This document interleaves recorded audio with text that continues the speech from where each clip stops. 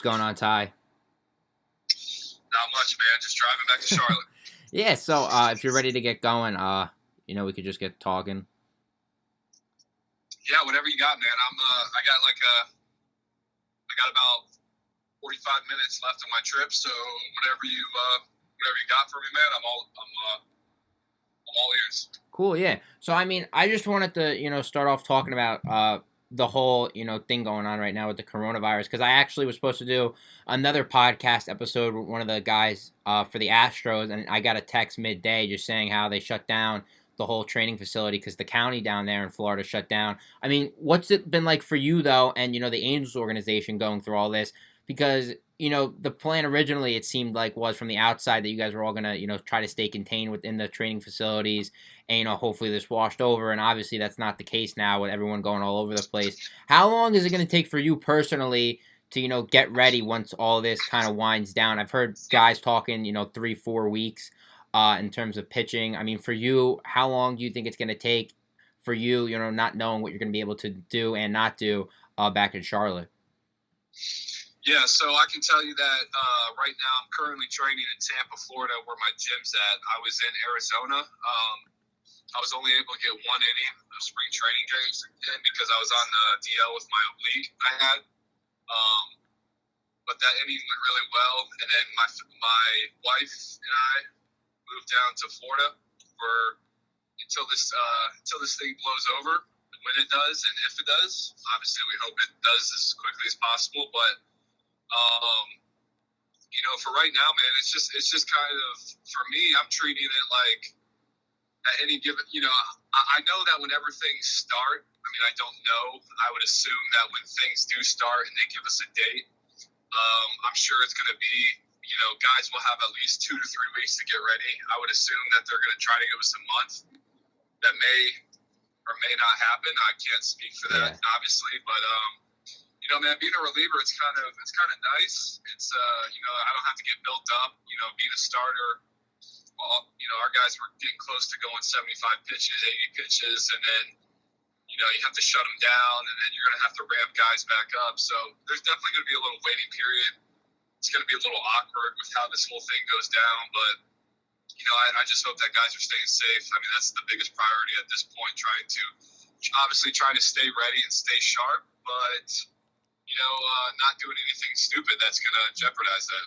Yeah, so what are you doing, specifically to, try to, do whatever you can and also not, go in any harm's way? I mean, is there anything that you can do at home or, around your area to just, stay in baseball shape for when that time comes, when you guys are given a notice of, when that 3-4 week period before you guys start up? Yeah, so, I'm obviously, there's guys down in Tampa that I'll be able to play catch with. So playing catch is no problem. Getting bullpens and finding the catcher is a little bit more difficult. That's probably, I try to get 1 to 2 bullpens in a week given during this time.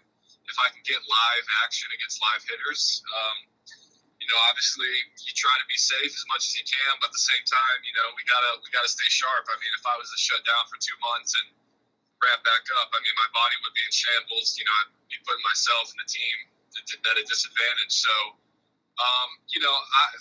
like I said, I went down to Tampa, and my trainer, he owns a gym down there, and we actually had to train in his garage the last time. I was training in my garage the other day. I basically, I got myself a 10-pound medicine ball, a 75-pound dumbbell, a 25-pound plate, a couple of bands, some yoga mats, and a ab rollout machine, and some 8-pound weights and some 5-pound cuff weights. And I can do a lot of things with those weights. Yeah. I mean, it gets, you got to get creative, but we've been able to do a few things with my trainer, and he's been giving me a consistent schedule. So it's been going okay. It's not been going great, but I'll take okay given the circumstances.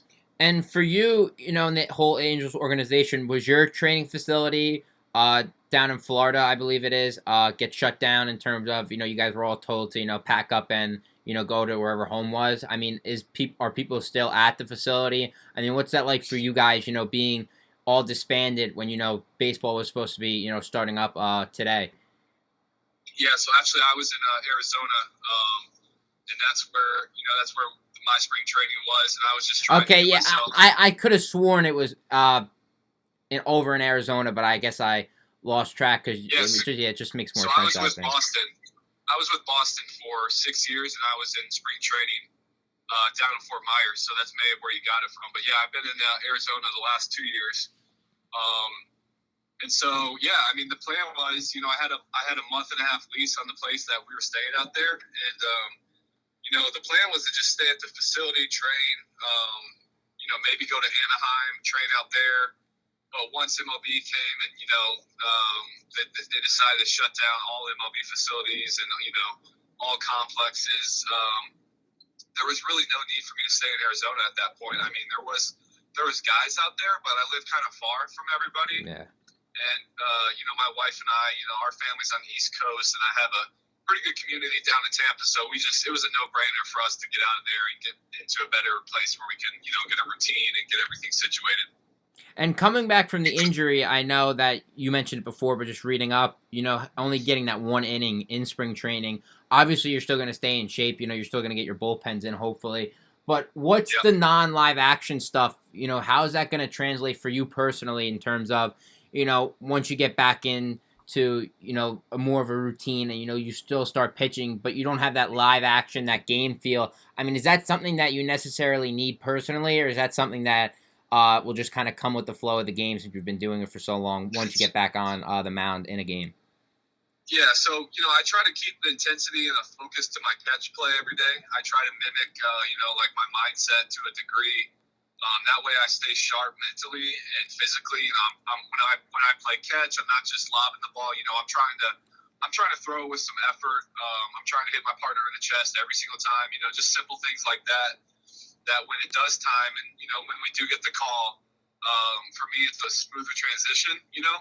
I want to, in terms of live action, I mean, that's tough. We really don't have many options. I mean, I think everyone's just trying to wait to see how the flow of this is going to go. I mean, if we could get an official date, then we could plan a lot better.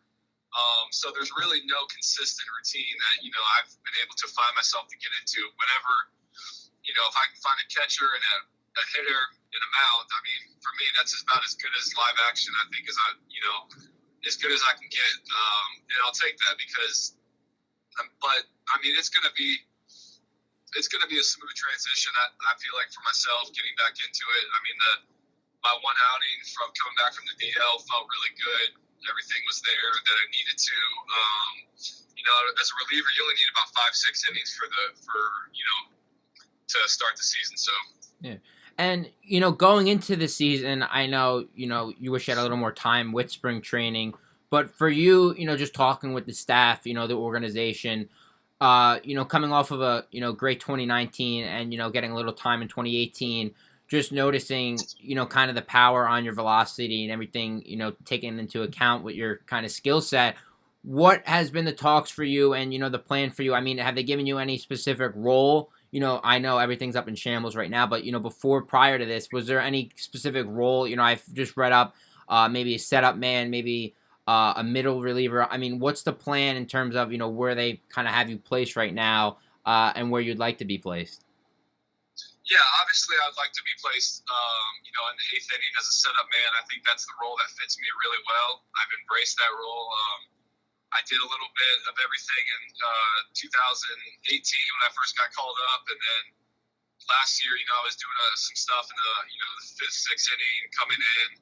I did long inning. I did 2 3-inning stints, and then I kind of settled myself into that eighth inning role. And I mean, it's coming into spring training, man. With relievers, it's just there's nothing guaranteed in the baseball world. Relievers are interesting because it's almost like the hot hand. You look at, Blake Trinan, over in Oakland, and, kind of Liam Hendricks takes over there. We've talked to Liam before. I've talked to him before off air, but just, something like that, they go with the hot hand. So just for you, I mean, but what's kind of been your plan in terms of, where you'd like to be and where you think you might at least start? Yeah, like, I mean, if I could sit here and have a crystal ball and, if I was to if I was to project where I would be to start the season, I mean, I would say I would find myself in that, that later inning role. I can't be for sure. I mean, that's obviously up to the Angels and the GM and, the front office to decide where they find me best suited. But I mean, for me personally, I really like that eighth inning role.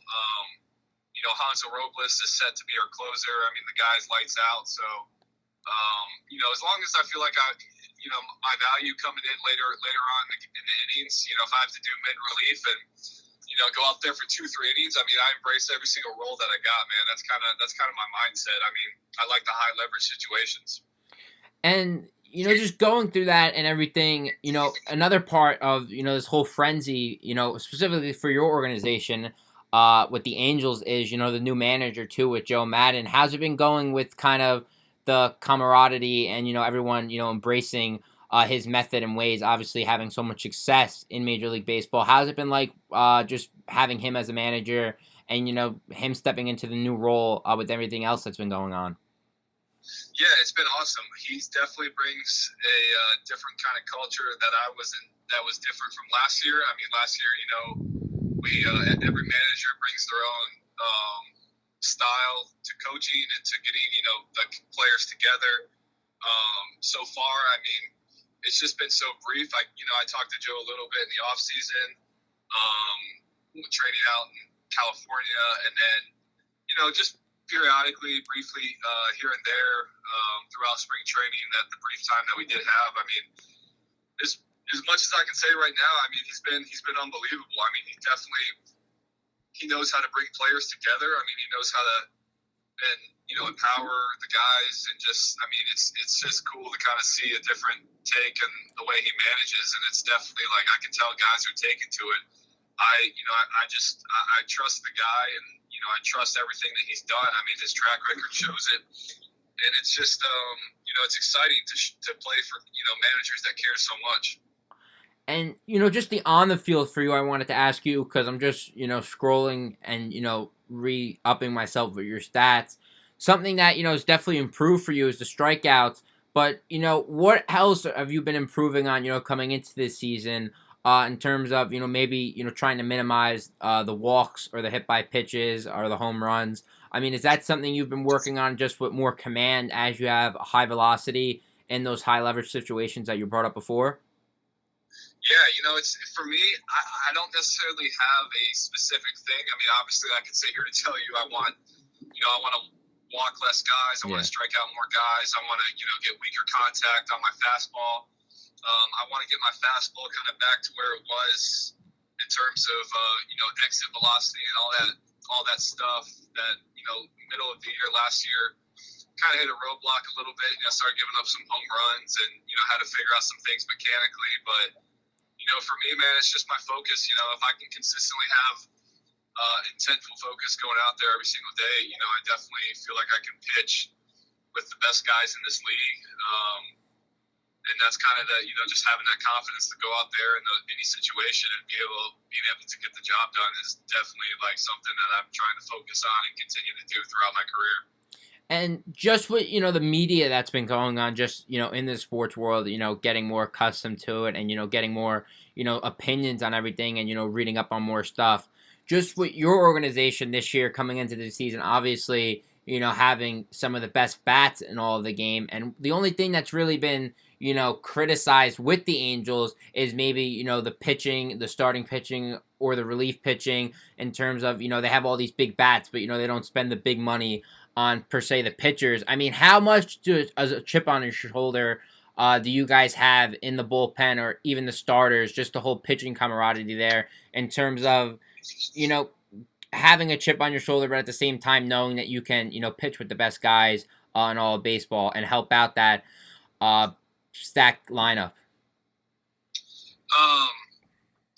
Yeah, I think for me it's and I can't speak for the rest of the guys. I mean, I try to play with a chip on my shoulder no matter who we have in our starting lineup, no matter who we have as our pitchers. The one thing that I can tell you is I try to definitely focus on what I can control. I know there was a lot of media attention in terms of starting pitching all that stuff. And we went and got some great time bats that are just gonna, they're gonna be lights out. But our guys are unbelievable, man. We buy into each other. I mean, these guys are workhorses. It was fun meeting, the Tehran and Bundy and Therese. I mean, they were dealing in spring training, and the bullpen was looking really good. We brought some good free agents in, I think, and it just seems like a really good group of guys that we can all kind of bond off. And it's kind of, I stopped kind of worrying about the what we look like on paper, because you can look back at so many teams that are supposed to be good on paper and they go out there and they're just a bust, man. So like in terms of commenting on the media attention, I mean, it doesn't matter. We got to go out there and win games no matter who we're playing. And if we can buy into each other and have that culture, I mean, we're going to be the best team out there for sure. Yeah, and in terms of just the innings pitched for you, just seeing, maybe in 2018, not getting as many innings as you like, 2019 rolling around, pitching over 70 plus innings, having that set in stone, that you're going to pitch a certain amount of innings per year, you're going to get your body prepared to pitch, say 70 to maybe 90 innings as a reliever. For you, I mean, how much does that take a toll on you? I mean, how much are you prepared for that now, going through kind of the ups and downs with injuries, maybe in terms of knowing how to prepare yourself effectively for a long season and to pitch all these innings in the high pressure situations? I mean, how much more are you accustomed to that now? And coming into this season, how much more prepared are you just in terms of your body and your physical presence on the mound?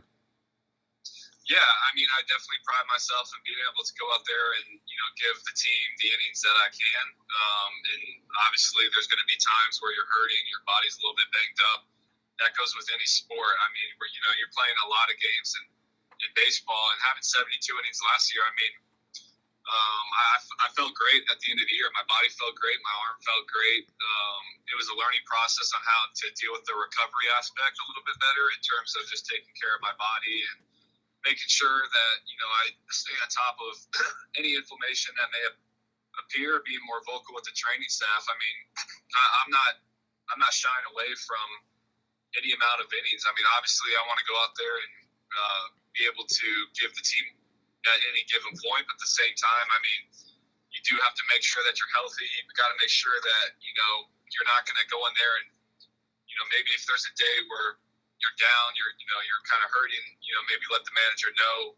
So to stay away from you in case, I mean, there's a lot of aspects. I mean, the thing that I focus on is I try to go out every single off season and I try to work harder than I did the off season before. So, I mean, I'm trying to stay in shape and I'm trying to stay as strong as I can until, I want to play 20 years in this game. I want to play as long as my body will take me. And, I mean, for me, it's kind of just staying on top of those little things, dude. That's where it creeps up on you. And I just wanted to take you back on a different note, back to 2012 when you got selected by the Red Sox. I know you mentioned them a little bit earlier before, but getting selected by them in the 4th round coming out of high school. We've had some guys who have done that right out of high school, and we've also had some guys who were picked early on, also went to college. But for you, I mean, what was the biggest factor, just looking back, almost 8 years now, from being drafted by the Red Sox in the 4th round? What was the biggest factor for you in choosing to, sign with them instead of going to college, for 3 to 4 years and playing baseball? I mean, how did you feel in terms of, becoming a professional and, foregoing a college scholarship? Yeah, it was actually, for me, it was very black and white. I thought,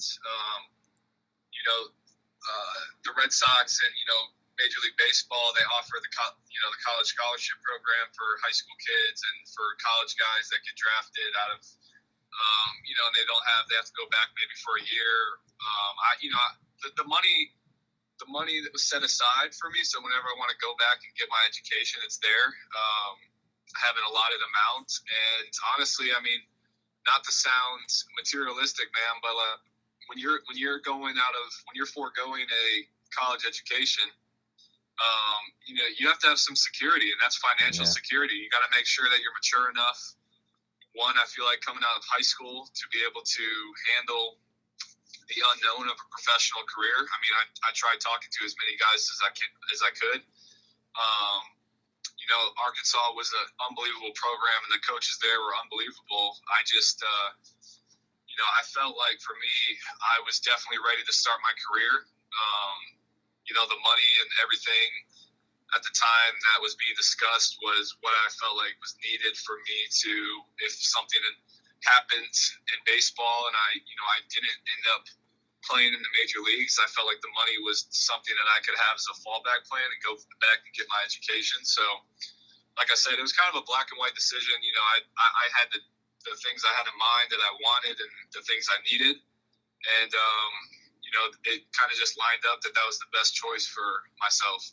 Yeah, I mean, just looking at, where you were slotted in the fourth round and in terms of, the signing bonus that you were given, I mean, I have to imagine, just looking back 8 years and, with everything said and done, with the signing bonus, it had to be more than, the slot value was in terms of, the signing bonus. I mean, am I correct on that? I mean, did you strong arm them there with just, saying, hey, if you give me an extra, 200,000-300,000, I'll come play for you? Yeah, so they kind of knew how much I wanted. You know, most teams, that was the first year that the slot bonuses were put into the draft. Before it was more of like a free market. You can give a guy, $3-4 million later on down the rounds, and so it was kind of an experimental year. You know, so no one really knew how to go about it. I mean, my agent and I, you know, we discussed as much as we could, and we tried to get as many teams. You know, you try to have to show all your cards, but you also try to, let them know that you're able, if the money's right. And, a lot of the teams, they knew kind of what it was going to take for me to forego my college education. And, it was, I after the first couple rounds, with the slot bonuses, I knew that my chances of playing pro ball were definitely slim to none at that point. And I got a call in the fourth round by the Red Sox, and they paid me a lot over slot. They definitely, they wanted me, and I thought it was a great fit. And, the rest was history. Yeah, and, just with that organization, going back and looking, I mean, how much attention did you have, from other, teams just looking back? I know we've asked other guys this, and, they're usually unsure, when and where they'll be picked. I mean, did you have any idea, that they show a little more interest in you than maybe the other teams? Obviously, the signing bonus really showed it, giving you much more than the slot value was determined. I mean, just how was that in terms of, the Red Sox? I mean, is that someone who you felt like, maybe going into the draft that you had a high chance of them picking you, maybe not knowing what round, but, the team-wise? Yeah, I mean, my agent, and my dad were actually the ones kind of fielding most of the calls. I had a lot of interest from the Cubs. That was a little bit, that process was a little bit different. I mean, it was more of a last minute thing. It was kind of like, here it is. You got to take this, or we're going to have to move on.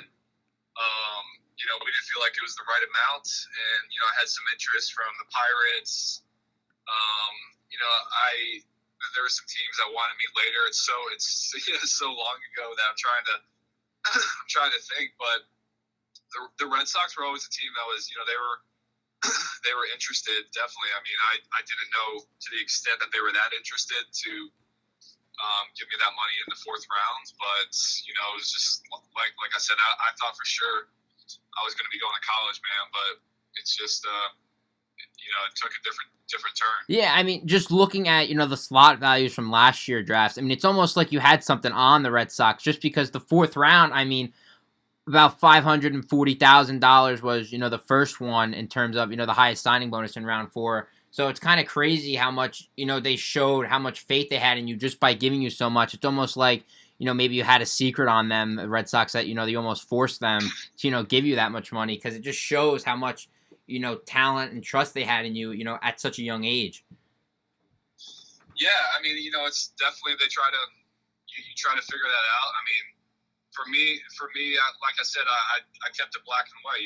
The number was the number, and what they offered, we had to decide if that was, maybe we had to go up a little bit, maybe we had to go down a little bit, but they gave me the number that they offered, and at that time, I definitely knew that that was the right decision to make. Yeah. And just back in high school, we asked Sean Mania of the Athletics this question a few months back. I wanted to ask you, when did you know, in terms of your skill set, that you were really showing more improvements on all the other kids in the area, in the state, in terms of having the velocity, but also having the game come so easily to you, in terms of I'm sure you worked hard, but at the same time knowing that you were better than most, if not all, the kids around your area. I mean, when did that kind of strike you, when you knew that you could almost make a living out of this, in terms of that it was just a game?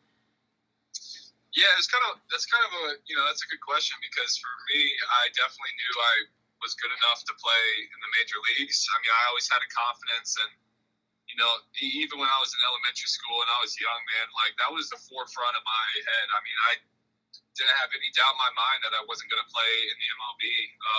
It wasn't like a fake confidence. I just, people asked what you want to do when you grow up, and I said I wanted to become I want to be an MLB baseball player. And I had an English teacher tell me that that was an unrealistic dream, and I wasn't fazed whatsoever by it. I mean, I said it with confidence. That was what I believed in, and there was nothing that was going to stop me in achieving that goal. And by no means was I the best player growing up either. I mean, I was never on really the all-star teams. I always had flashes of just flashes of times in games that things would be put together. But by no means was I the guy that was on everyone's radar at an early age. I mean, I went to a perfect game down in Florida, and Yep. I hit like 94 miles an hour, and that was like the magic bullet that I needed to get on professional guys' radar. And once I started kind of growing into my body, started getting a little bit more athletic, my velocity picked up, and I kind of I would say probably my sophomore summer is when I started thinking this dream that I had definitely is going to come true. And so at that point, it was up to me and my work ethic to try to definitely reach that goal. And going through that and everything, obviously you started off as a starter in pro ball. How much more comfortable are you in terms of being a reliever, now that you've been a reliever for a few years now? I mean, obviously, I'm sure you were comfortable as a starter, just doing that for so long. But the transition into the reliever role, in terms of your skill set, maybe being more advantaged towards the bullpen. I mean, is that something that you knew was maybe going to come at some point in your career? Just looking back, when you were drafted, a few years in the pro ball, making that transition, and how was that for you in terms of being able to maybe throw a little harder, maybe go a little more all out, than in terms of having to savor it for 6-7 innings? Yeah, it definitely wasn't. Being a reliever definitely was not a thought in my mind whatsoever at any point in my career. I was set, as I'm sure most kids are set, that they're going to be a starter in the major leagues. They're going to, try to win 20 games, and be like their idols growing up. I mean, I don't think you grow up to think you want to be a 7th to 8th inning guy or a middle reliever. But even that year when I got transitioned over in Double A, I mean, I didn't, I was struggling, but I always knew I was going to figure it out. I always believed in myself.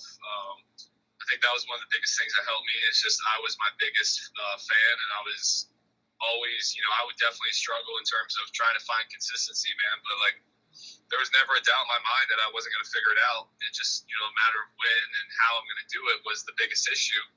But when Red Sox transitioned me into the bullpen role, it allowed things to simplify for me. I didn't have to focus on throwing 3 pitches as much. I didn't, have to worry about setting guys up. I could kind of give everything I had, for those 10 to 15 pitches that you come in for an inning. And, I found success in that. It allowed my mechanics to get back to, being fluid and athletic and, not as stiff. And, I didn't have to think as much, but I'm definitely, I'm very satisfied with where I'm at right now, but by no means am I content. I mean, I'm trying to, as everyone else, you're just trying to get better at every single aspect of your game. Yeah, and I just wanted to ask you, a few more questions. Not, maybe necessarily like we've been doing, but just, quick, few rapid questions, and then we'll end the podcast there, if that's all right with you. I just wanted to ask, first question for you: have you touched 100 miles per hour yet on the radar gun? Yeah, I have touched 100 miles per hour a few times. I touched 101 2 years ago. Now, what does that feel like throwing that fast? It's kind of, you're just, does it feel better coming off your hand than all the other pitches? Is it just something that, kind of just happens, maybe one day and one day, maybe it's 98? Did you know when it came out of your hand, maybe it felt a little better than the others? Yeah, your body's definitely a little bit more amped up. I don't sit throwing 100 miles an hour like some guys do. So for me, it's like something where it's one of those things where I have to rear back and, really get on it. It's not, if I'm pitching, I'm pitching at 96 to 98, and then to try to reach back and get a little bit more, that's kind of when it happens. And it's just more of like a conviction and a mindset than anything. You're just really trying to be aggressive and throw that fastball with conviction. It's kind of hard to explain, but it just happens. And for you, are you more of an analytical guy, or are you more of a, kind of feel how your body's doing in a certain day and, going with that rather than looking at all the analytics and, the hot zones and the charts? Yeah, so I used to be really against the analytics, and not purposely. I didn't understand them. I didn't know how to implement them in my game. It was kind of intimidating for me because it's a new wave of information that's been coming into baseball. So I didn't really know how to do it. And I've always prided myself in keeping things simple. That's been my best mindset and how I go out there and have consistency. But at this time, it's just the way baseball is going. I knew I had to get on board, because 5 years from now, every single team in baseball could be doing it and using the analytics. So I really started last year, with our pitching coach. We had Doug White. He was really good at explaining it, and he had a really good system down that allowed me to kind of wrap my head around it a little bit easier. So it's something that, I don't get caught up in. I definitely pitch to my strengths. I don't pitch to necessarily the hitter's weaknesses. You have them in mind, but you don't try to only pitch to that. And kind of throughout my career, I want to continue to learn about the analytics, and I want to, implement them where I feel like it's going to help my game. And for you, where's your favorite city to visit when you guys are on the road? Yeah, I really like going to Seattle. The hotel is really nice. Yeah, you're not the first guy to say Seattle, which is I guess everyone loves Seattle. Yeah, man, it's a cool environment there. Obviously my favorite place is to pitch at home in Anaheim. I really like going to New York and Boston. See those historic places and stuff. It's just, I guess trying to think in our division. Houston has a nice hotel, and it's always a lively environment there. Seattle's fun. Oakland's different. It's got a lot of culture to it. It's definitely not the ideal. That's an interesting stadium to play in. Yeah, definitely not the ideal place to play for like a clubhouse in the bullpen area, but they're fun games. So. No, yeah, just, being on the East Coast like us, Seattle's just somewhere that you always think, cold and rainy. So it's interesting to just see how, a lot of guys like Seattle. But for you, in terms of, being on the Angels or the Red Sox when you were there, who's been so far your favorite, teammate, through professional baseball? If you can pick, one or two guys, just looking back. Yeah, favorite teammate. Geez, man, I've had so many guys, so many different characters and personalities. Every single guy that I've ran into that I feel like I've stayed close to. Each one of those guys I've got different relationships with. But The guy that jumps in my head first is probably Noe Ramirez. I mean, he's definitely been someone Okay. that he was older than me a little bit when I was with Boston, and he was with Boston, and we got to know each other when I was in Pawtucket a little bit. And then he got sent over to the Angels, and then I came over a year after. And he's been a guy that's kind of showed me the ropes a little bit. He's got 2 more years than I do. I mean, all the veteran guys on our team, Justin Upton, Trout, Pujols, these guys are just, they take the younger guys under their wing really well, and they're just awesome guys that you can learn so much from. I mean, Justin Anderson was a guy that he's kind of like definitely my buddy on my team. Him and I are similar situations. He's got a year before than me, and so when I looked over, it was his. I think it was his second. Yeah, it was his second year, or first year. I can't remember, but he was someone that really helped me out with the do's and don'ts, what to look out for, what to do, when to do it and stuff. But man, it's been honestly the Angels have been family. I mean, they've really everybody from the front office, the ownership. I mean, the veteran guys, the rookies, the trainers, the staff. I mean, it's incredible, man. They really treat guys like family over there. Awesome. Yeah, that's great to hear. So just second to last question for you. What's been your favorite game you've been a part of? It doesn't even have to be in pro ball. Just any specific game that pops out to you, in terms of maybe it was one of your better games, that you've been a part of, or maybe just a fun game to be part of. I mean, what's kind of one moment or one inning or anything for you that really sticks out throughout your whole baseball career? Um, there's a couple. I would say, when I first got transitioned into the closer role, 2018. All right. I was kind of coming in and wherever they needed me at the time, and then they called down and they said, hey, you could potentially be coming in to close. And to get a call to shut the door in the ninth inning. We were in Chicago. Was just a really cool experience. That the team trusted me that much.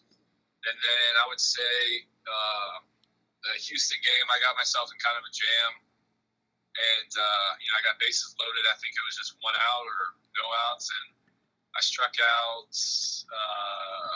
Springer, struck out Altuve. All right.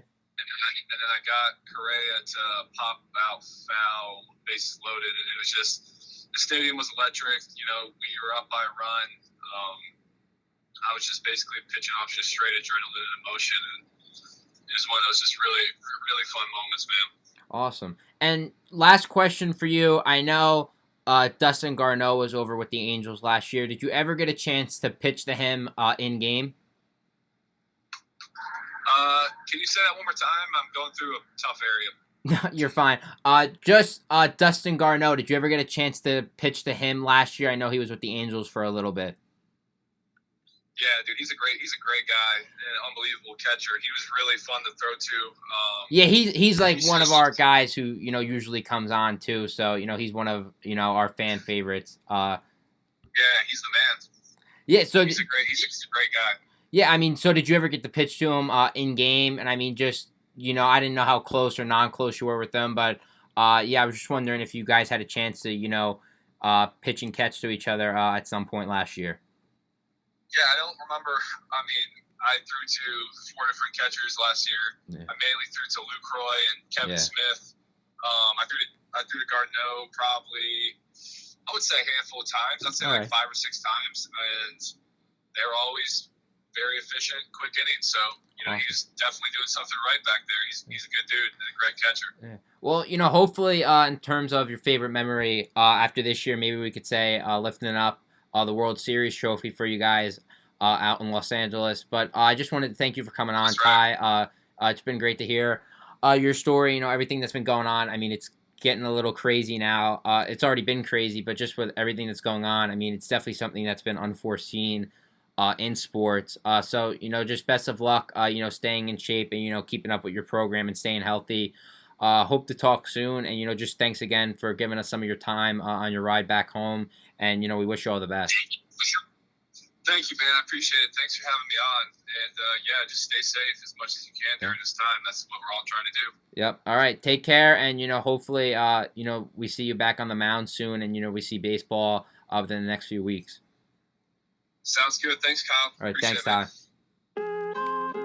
Yeah, so that was Ty Buttrey of the Los Angeles Angels, projected to be the setup man just based on other sports media articles that's been out there. And just looking at his track record from last year, I could kindly and firmly say, in my own humble opinion, that he will probably be the setup man for Hansel Robles of the Los Angeles Angels. Thanks for Ty for coming on again, giving us a hefty amount of time there. It's great to talk to him, great to hear his story, and just for everyone out there, thanks for listening to us. Another guy in Major League Baseball, firmly set in stone, as going to be a veteran in a year or two. So thanks for Ty for coming on. Great hearing his story. Great for everyone listening who's made it to this point in the show thus far. Thank you to everyone that's been supporting us, and thanks for every guest that's been awesome to have on. There hasn't been one guest that hasn't been great to hear from. So thanks for everyone. Once again, thanks for Ty, and hopefully we'll have some more episodes coming out very shortly. This whole hiatus going on, maybe we can crank out a few, knock out a few back to back in terms of day wise. So just thanks for listening to us, and have a good rest of your day.